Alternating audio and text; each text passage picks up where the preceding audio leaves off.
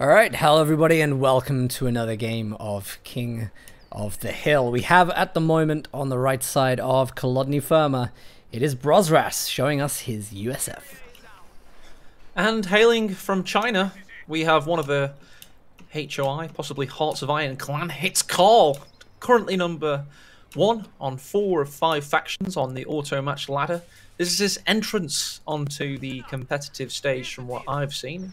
I've never really cast Karl much before, and he's a little bit of an unknown quantity in a competitive standpoint, so it's going to be very interesting to see how he shapes up against somebody that is looking so dominant today.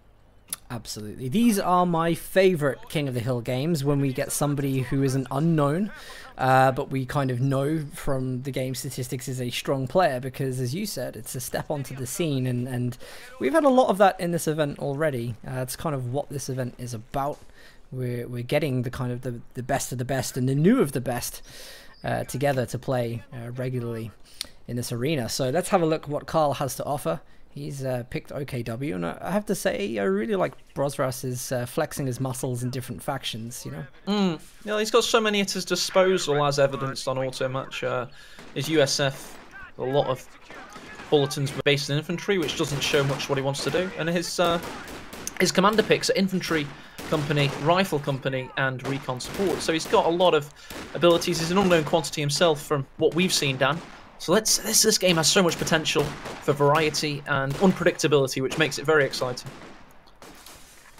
Absolutely, it's always nice as well to see players see their styles, see if there's a new style that we haven't come across yet. This patch has promoted a lot of that, to be honest. This has been one of the best patches in Company of Heroes I've seen in a long time. Yeah, it's a top 3 patch, absolutely. It's really made the game more exciting to watch and play. And the meta is still up in the air, which is a real testament to the fact that it is more of a balanced game at the moment. There's no prevailing dominant meta, really, that has settled. That's what makes it quite exciting. Let's have a look at some early game things that are going on. So brosras is taking a position kind of on his back lines, the house. He's actually keeping the rifleman there because he's happy to just, you know, hold engagements off with the rifleman. But we see Karl, he had a great early game strategy of hiding the stern pioneers, and he springs into action immediately to chase those down, getting huge health damage, a model drop, and he'll be able to push up to the house as well. So this was a great move by Karl, great preemptive strategy. It was an ambush, and it was perfectly executed by the Stern Pioneers. Currently facing the side with 2 windows, they nevertheless push the rifleman away and are able to get inside. Synergy AE, look at that. He pops in with the Volksgrenadiers. Volksgrenadiers push off of the cover. They've got to retreat through the Stern Pioneers. Karl already looks like he works on clockwork. Do you know what I mean? Everything is just instantly moving, and I love it. Oh, it's brilliant. It's, as you say, a lot of synergies. Units are acting as one living, breathing organism, and it's sprawling over the map right now. It's growing, and it's looking to embed itself right deep within brosras's territories, and that's not good for the Russian in the first 4 minutes of the game. He's certainly getting deep in something, and hopefully brosras is going to be able to turn it around with the arrival of the M20 light vehicle on the field. Brosras nice quick M20. It's not a bad shout down. Could help quite a lot, to be fair. His back's up against the wall right now, so he certainly needs a breakout unit like that to break him out of jail. Wow, I mean, just at the start, I mean, he's already gone into mechanized as well. He's getting loads of resources at the moment. A great preemptive incendiary grenade from the Volksgrenadiers, taking the health down on the lieutenant. 2 squads should easily tear through these. It's a risky retreat as well, and a late retreat perhaps for brosras. Oh, that is very late. Tell you what, that lieutenant came up against then, a Volksgrenadier in the mid, capping the munitions, which really mitigated its cover stance. Karl just lost the Volksgrenadiers to his own incendiary grenade. He did indeed, and that's not so great from the Chineseman. And this is interesting. He's just Fausted, which gives away that his mechanized is built. So brosras will take that as he knows that something's been built. At this stage of the game, I don't know if you can really make that call on whether it's going to be mechanized or battle grouper, given the territory control he has. Yeah, but hopefully he's going to think, okay, Luke's is coming. He's on the front foot. Well, I suppose. But the bigger thing is there, it's just a clear waste of munitions because it's already repaired. There's no point Fausting if you're not under attack from the light reconnaissance vehicle. You might as well just leave it, to be honest, just to save the munitions for when you need them. Like now. That is true. That is the correct usage of the Panzerfaust. Well shown there, Karl. Thank you, Karl, for aiding us in our casting duties. Just now, Fetch Grenadier is capping the fuel, so he has had more of his opponent's fuel than he's had of his own, which is an interesting situation to have found himself in. Just want to point out, like, Brosras is he's still playing well for the situation that he's in. VPs are pretty much tied still. He went and decapped fuel resource whilst Karl was, you know, down the center of the map, and he's actually reconnecting himself efficiently, and he's got green cover in place. So as far as the game goes, Karl hasn't necessarily come off on the front after the early game, even with what looked like a very strong push. He lost the squad. He's down in terms of manpower on the field. Brosras, I mean, I don't think he's really hurt by this. It was 250 manpower. It was a Volksgrenadier. It's not the end of the world, you know. You can always afford one of those. If it's a conscript or a Volksgrenadier, you can afford one loss, possibly. You'll rebound from that. Especially with the Panzer II about to hit. I think the game's still wide open in this very, very early stage. We'll have to wait and see. I mean, he'd be good to pick a leaf out of Theodosius's book here and plant some M20 mines, knowing how lethal they've been in previous games we've cast. But he hasn't done anything with his resources there yet. I don't think. Well, there is a shoe mine by that garrison, by the way, just east of the church. And the Stern Pioneers, by the way, do have the support package upgrade, so they can sweep for mines. So, which should indicate to the Brosras with the that thing I always say in cast, the psychological mine meta. That there could be a mine laid in deep territories that he has to be careful of with the M20, which mitigates it a little bit. I wonder if he gets the foul stuff in this M20, will that be an opportunity for Lukes when it comes in? A half-track has been picked by Brosras, which is, I think, a decent enough counter to the Lukes, because as long as that half-track is standing still, they'll not be able to get penetrating shots going, and you know, there's going to be infantry around. The riflemen haven't actually picked up that one yet, so can't snare, but I'm pretty sure that is coming soon.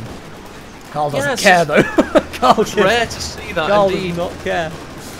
Panzer II is coming after the M20. Now the M20 is reversing away at snail's pace. It's just Etten, another Faust to the Panzer, and evacuates the squad, gets the bazooka out. Got to get around the rear of that Panzer. However, it's going to just defile the squad now. He's trying to stay in there. He actually has riflemen, got Vet 1, though not in time for the snare, though. Lukes is going to push a lot of Brosras' army away. And a half-track is left to do a hell of a lot of work as it comes on the field. Comes on the field and reverses immediately. There you go. It doesn't even... It hates going forward, does the AA half-track. It's always going backwards. But in going backwards, it's a very devastating cannon. Watch out for this lieutenant, by the way. There is a mine. Have you seen the shoe mine? I did mention it to you earlier, yes, indeed. I was just about to say, right, if he gets out of the building, he would have triggered it on the Lukes. So yes, it would have been funny. Suicide lieutenant. It the best been kind. Incredible.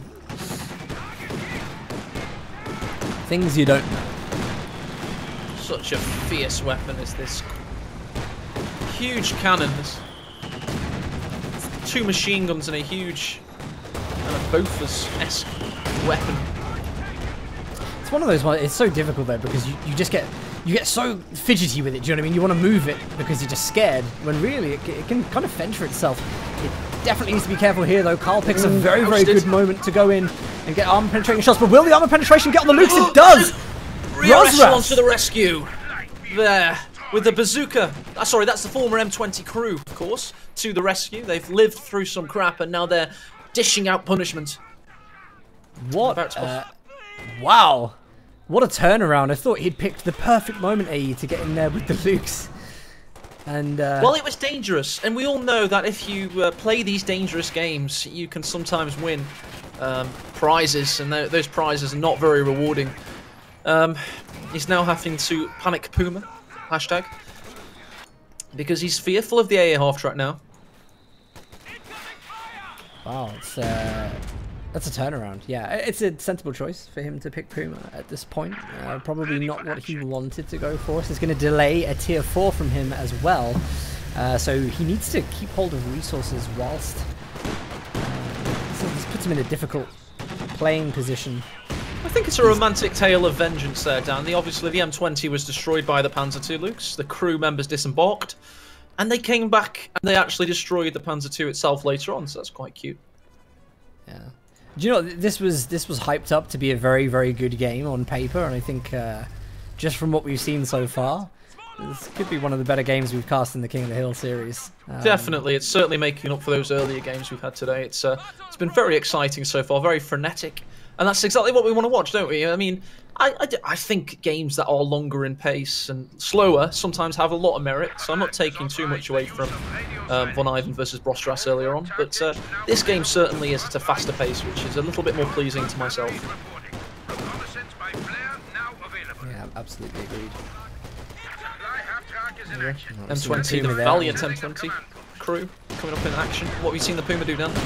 Puma's trying to get ground attack through the hedgerow, so it moved up a little bit. Didn't want to be seen by the vehicle crew, and made the retreat. So he's keeping a good line with the Puma, because he does not want that A half track to get itself in a good position. So we got the USF 81mm mortar team. It's great rate of fire, just pushing the Foch Grenadiers around at the moment. AA half track can certainly do a better job of just absolutely destroying them. Also getting a 50 cal out as a machine gun base to try and... Oh, this is a dangerous retreat, it is. Perhaps with the Volksgrenadiers. Maybe it's bait for the Puma. Maybe it's a really good bait for the Puma. Oh, he's pinned. He can't get a Faust off, so the Puma's got to do all the work on its own. The AA half track's now trying to destroy the Foch Grenadier whilst being destroyed itself. It's now changed its target onto the Puma. Puma pop smokes fire. That's it. Again with the great disembark, keeping a Veteran C2 crew mate alive. You don't see enough of that. I think that was really good micro from both players, because to pop smoke ground attack, but then a brilliant decision, as you mentioned, to pop out of that vehicle. And hopefully, I mean, because we don't see enough US players keep the veterancy on those squads and pump them into later game units, but that could be, you know, potential Vet 1 Sherman as soon as it comes on the field if he keeps that squad alive. Such a great mechanic. It works really well. And a lot of new players ask why, you know, can't other factions use this kind of ability? And it does actually come from a design standpoint from Relic. I mean, Relic are begrudgingly having to be World War II buffs at times when they're designing these factions. And the United States tanks were easier to get out of. They had bigger and more easy escape hatches. Like the Brit ones, like, yes, you see that small coaster-shaped hole? You try and poke your limb out, and if your limb survives, we might be able to sew it onto somebody else. So the United States Sherman tanks are a little bit more forgiving, and that's why the British like to use them a bit more. So they had a chance of making it home to Blighty, etc. And just getting some decapping of the fuel here from Brostras. Brostras is playing a very good resource game still. I mean, playing from the back foot, as it were. He's actually, you know, still getting a lot of map control and making things very difficult for Karl. But this has happened. We've seen this before. Karl's been all the way up on Brostras' side of the map. Brostras is returning the favour. Will switch again, no doubt. And oh, did we just see? We did. An incredible mortar. We did. It was in what I like to call medium cover of doom, because you don't get any of you get a lot of clumping for not much benefit, and I really have started to see that medium cover possibly isn't actually that advantageous, to be honest, a lot of the time. It results in a lot of wipes, surprisingly, because your models are all together and they have a bit less received accuracy but no health benefits of being behind green cover. You know, it's received damage that you get as a modifier for green cover. So yeah, it's not that great, and we saw an example of it there.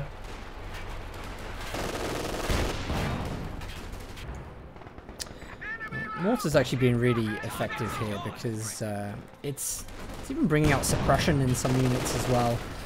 You can see the Volksgrenadiers on the munitions there. They're struggling to hold this point now, as Karl, he still maintains VP lead right now.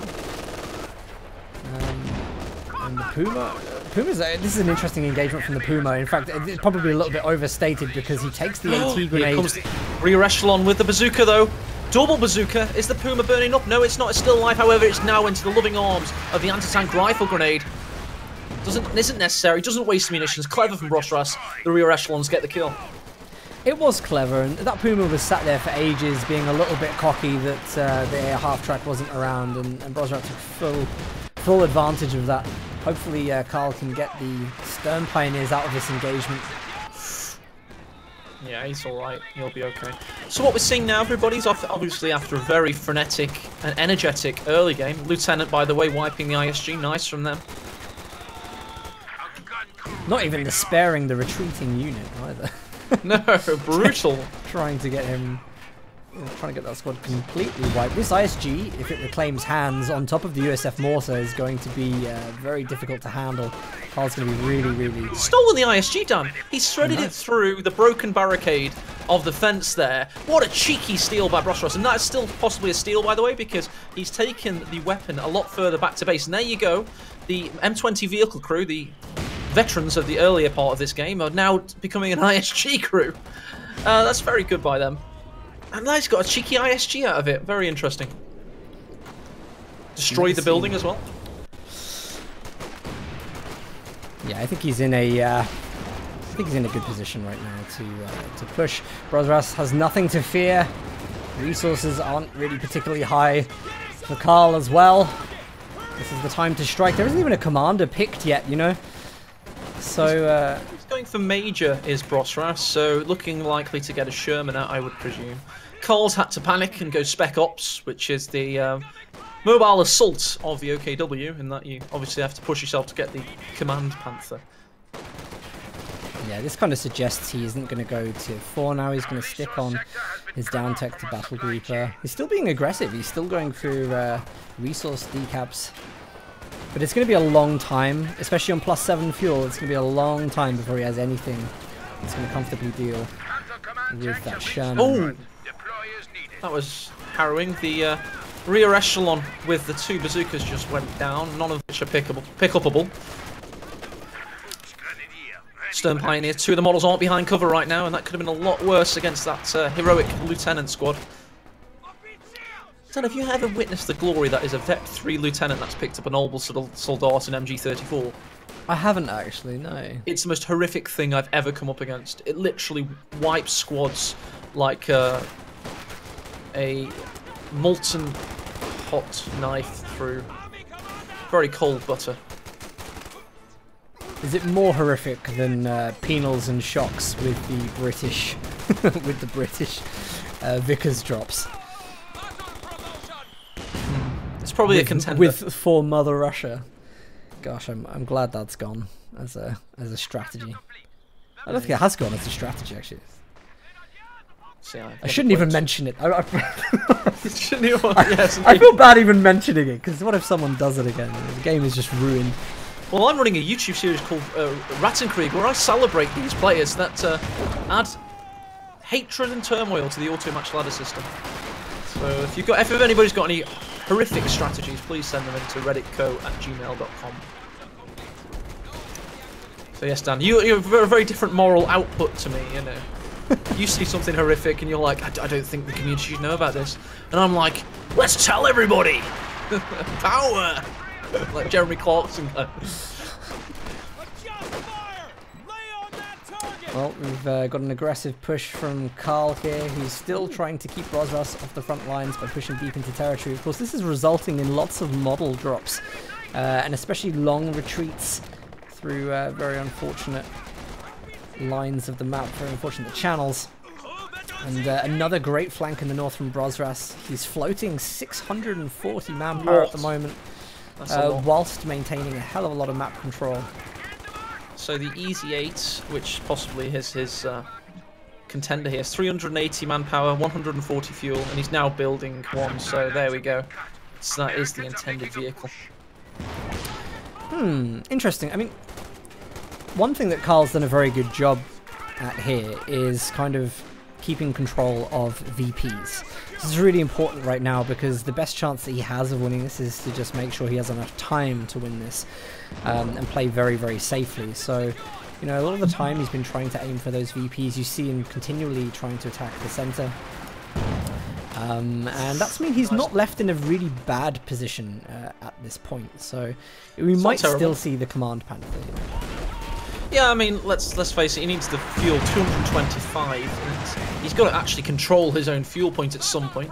White Phosphorus is not going to allow him to do that, and it's just very brutal from Brostras just to keep his opponent from getting in there, saying that he did actually lose that. I'm hoping we'll see scavenge here. Is he not going to scavenge that Puma? Hopefully he will, because it's a good 5 fuel there that he can use in his squeeze to get this Command Panther on the field.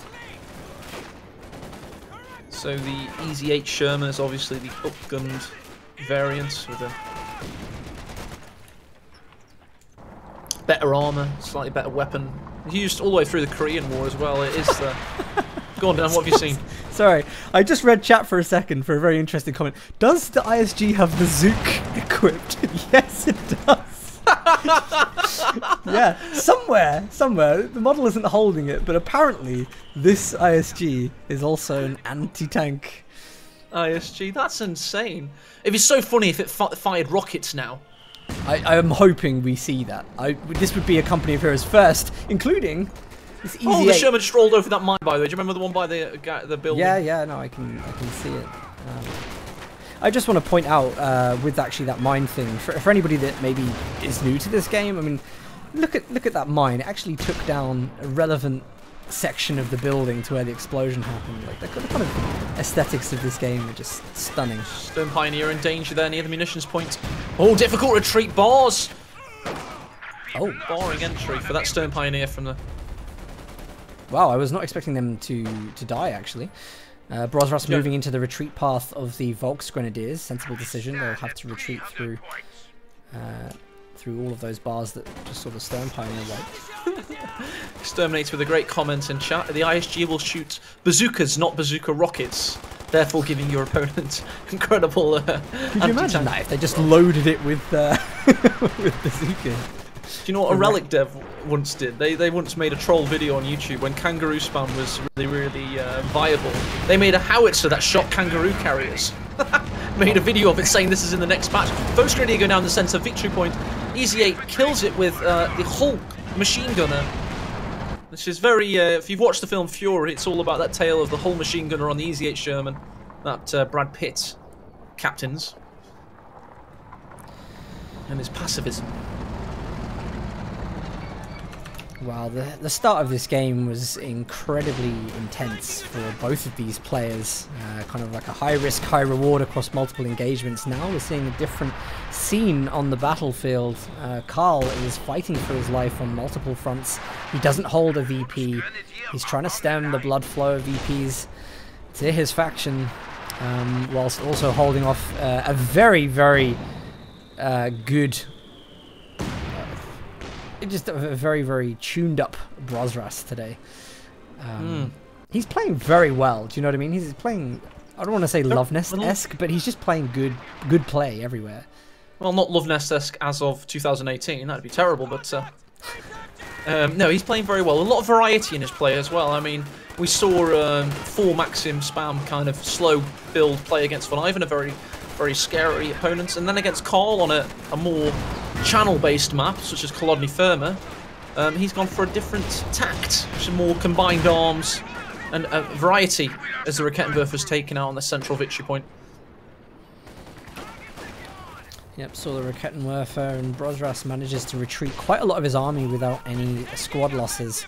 That's the kind of difference between players here, is that Karl is not as speedy at those retreats as Brosras is, and Brosras is just kind of enjoying loads of map control from it. He's about to bring out the Jackson, but of course Karl hits the surrender button already. He knows when the game is gone, even though he was so close to bringing out Command Panther. Yeah, absolutely. I love that culturally Asian players from different RTSs, when they think it's over, they GG. That's so refreshing. When they know they're like checkmated, they're like, yeah, okay. There we go. GG.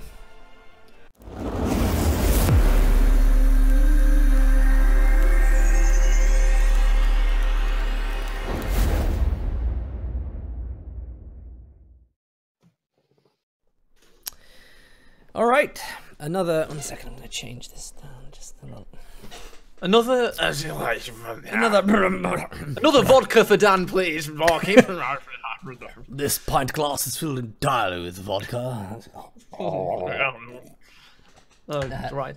Indeed, there's some great games today. I just think there's one thing left to do, and I think Dan knows what it is. It's time to rotate the boards. Here it goes. If you haven't seen this before, this is our newest addition to King of the Hill. We were going to get an actual one, but instead we bailed out for software because, hey, it's cheaper. And it's going to tell us how we're picking our next person to play. And oh my god, don't do it. Oh, hey.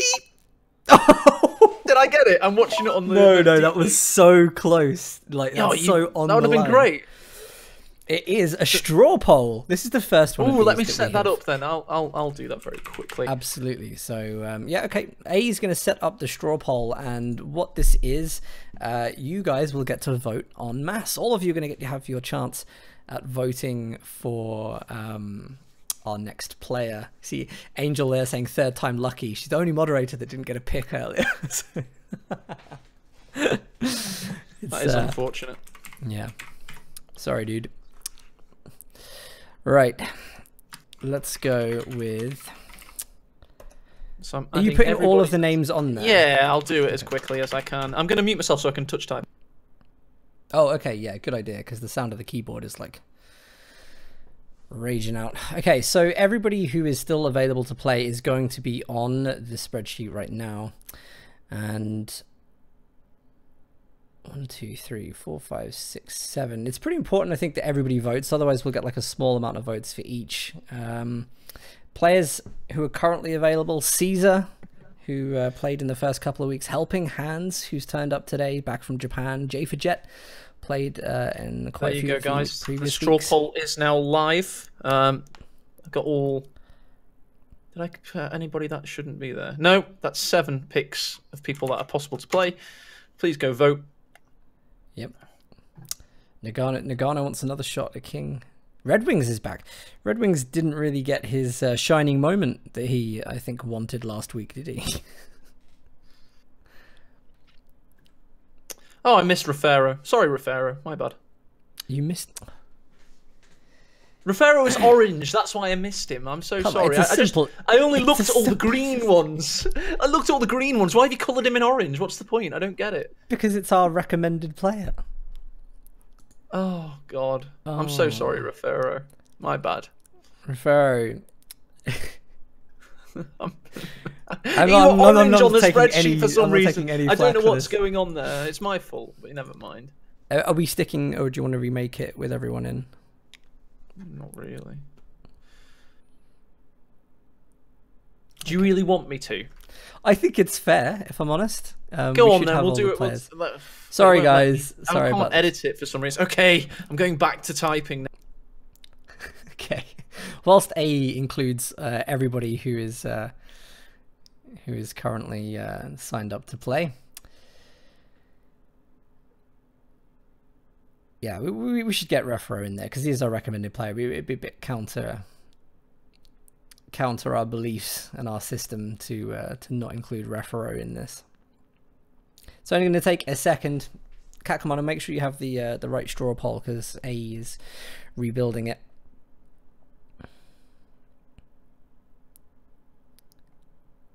Slowly.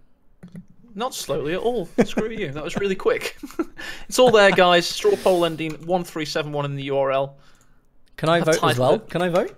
Yeah, I'd just like to see the title of it, to be honest. I'm going to let's cast my vote at the ballot box. Wait, seeing as I've recommended Refero, would it be weird if I didn't vote Refero? Yeah, it'd be incredibly odd, especially considering you made me remake the entire poll just to get him in there. Okay, I can kind of see that. All right. Well, I'm watching it change. Wow, 100 votes. I've never seen a straw poll hit the 3 figures before. Really? That's yeah, crazy. I'm actually really, I think it's really cool to see a lot of people getting involved. Come on, guys. 600 I can't believe nobody's voting for Helping Hands. So, obviously, I didn't put the title in the poll. I put a joke title, I Hate Stormers, but the poll actually works as, it's the player you least want to see play. So currently we have Lieutenant Bounty winning on 2, so he's going to play. Now I'm joking. I'm joking. Yeah, we're watching it kind of live in at the moment. I'll keep this going for another. I'll keep this going for another minute. This is quite fun, isn't it? This is a good addition. It's interesting. I hate Stormless in the poll. What does that mean, Firehawk? By the way, Latch donated £5 during that last game. 600 plus viewers. Dead game. Here's more. Here's to more. King of the Hill. Thank you, Latch, for the donation. Thanks for keeping things going. We had a £40 crowdfunding goal this week, around £73. So thank you very much, guys, for keeping things going, and going strong as well. All right, I think we're done. Are we? Are you ready for this? Okay, it's quite clearly at the moment Helping Hands with 48% of the votes claimed. And for our last game today, well, unless it's 10 minutes, we are going to see Brosras versus Helping Hands. Cool. It is cool. It's very cool. It's actually the game I would want to finish on. Yeah, definitely. I think Helping Hands was a big player in the first season of King of the Hill, Q1 2017. He was a champion in that. He had a really good run and won us every single